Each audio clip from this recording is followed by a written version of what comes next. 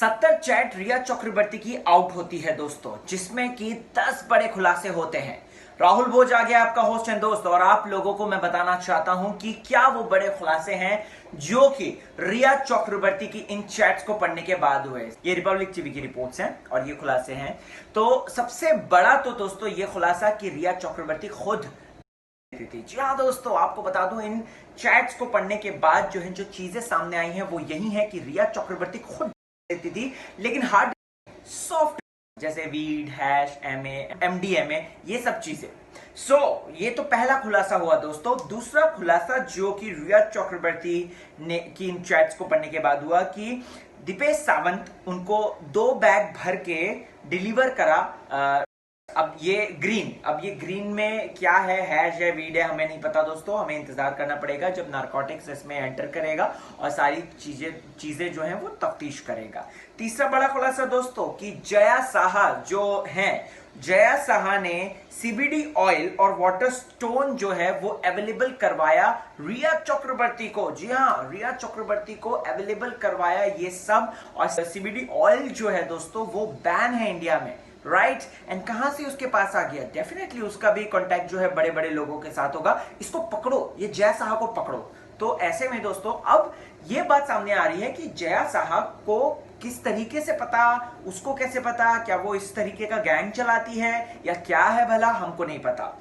आगे दोस्तों और खुलासे हैं, सुनिएगा ध्यान से दोस्तों। अगला खुलासा यह है कि श्रुति मोदी जो कि रिया चक्रवर्ती की दिस मैनेजर है, श्रुति मोदी ऑर्गेनाइज बैंड्रा होटल में ड्रिलिंग का एक उसने ऑर्गेनाइज किया था दोस्तों।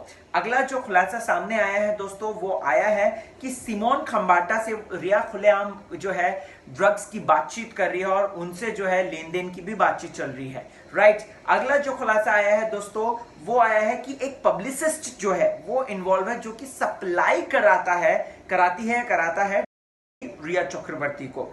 अगला खुलासा यह है दोस्तों कि एक पीआर फर्म जो है रिया चक्रवर्ती को वर्जित चीजें जो है, जो बैन चीजें हैं, जो वर्जित चीजें हैं वो अवेलेबल करवाती थी।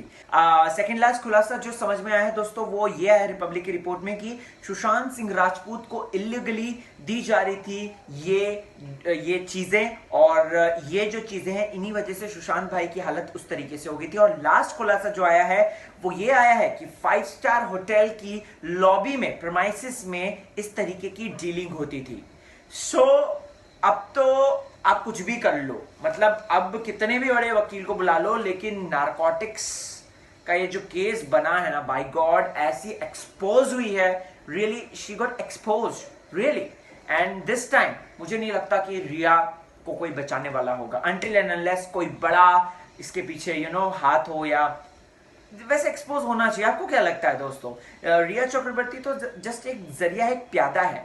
मुझे लगता है कि इसके पीछे और भी बड़ा रैकेट है। आपको क्या है कहना? कमेंट सेक्शन में बिंदास बोलो, अभी बोल दो यार, अभी आप सपोर्ट दिखाओगे तभी बन पाएगी बात। क्योंकि हम सबको चाहिए कि इंडस्ट्री जो है क्लीन हो जाए, इंडस्ट्री में सारी चीजें जो कि समाज में भी निकल कर आती हैं वो सब खत्म, क्योंकि इन्हीं एक्टर्स को फॉलो करते हैं लोग। #Justice for Sushant Singh Rajput.